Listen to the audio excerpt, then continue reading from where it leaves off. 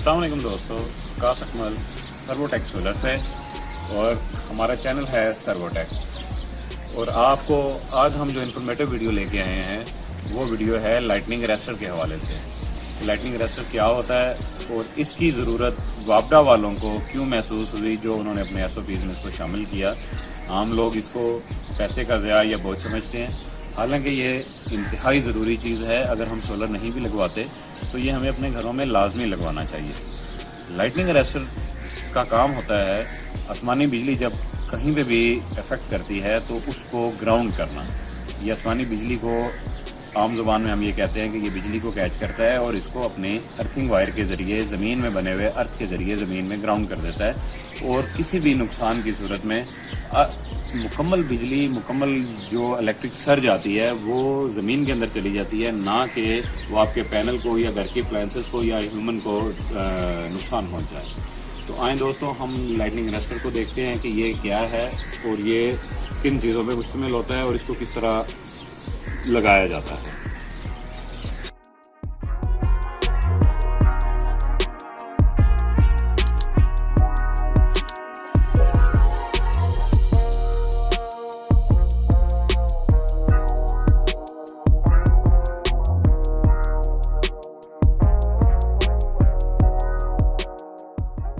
जी दोस्तों, ये lightning arrester एक लगा हुआ है। ये इस्लामाबाद में हमने I10 में एक ऑनगोइंग प्रोजेक्ट है वहाँ पे लगाया है।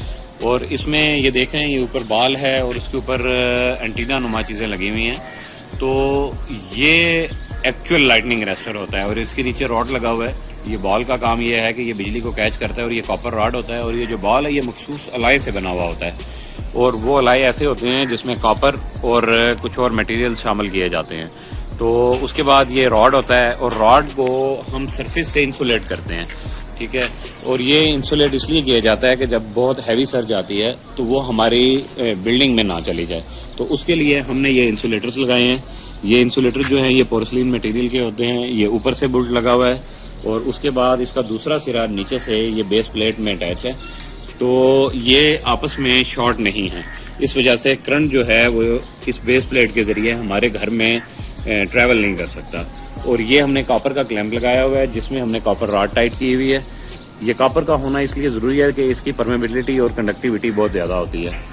और उसके बाद ये जो कॉपर रॉड है ये नीचे अर्थ जो हमने ज़मीन में किया है, DC अर्थ अलग से होता है, उसमें हमने जाके उसके साथ कनेक्ट किया है। लेकिन हमने इसको पानी और मॉइस्चर से और शॉर्टिंग इफेक्ट बचाने के लिए हमने इसको ये बैंड लगाया ताकि बारिश का पानी इसमें ना जाए। इसके आगे हमने ये ग्लैंड लगा दिया ताकि इस ग्लैंड को देखें, ये आगे से बिल्कुल सील है और इसमें पानी किसी सूरत नहीं जा सकता। और हमने इसके अंदर ग्लोइंग की हुई है, ग्लोइंग की वजह से ये बिल्कुल वाटर प्रूफ हो चुका हुआ है। और ये पाइप पूरा जो है इसका हर जॉइंट हमने जो है वो ग्लू की वजह से बंद किया है।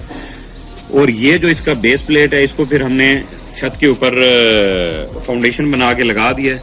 और इसमें ये जो हमने केबल टाइज यूज़ की हैं ये हमने स्टील की जर्मनी की बनी हुई केबल टाइज यूज़ की हुई हैं। इसकी वजह यह है कि ये क्योंकि पूरा सिस्टम धूप में होता है तो धूप की वजह से आम केबल टाई ख़राब हो जाती है। वैसे UV केबल टाइज अवेलेबल हैं अब मार्केट में जो धूप के खिलाफ रेजिस्टिव हैं, लेकिन ये स्टील की जो केबल टाइज हैं इनकी लाइफ बहुत ज़्यादा है।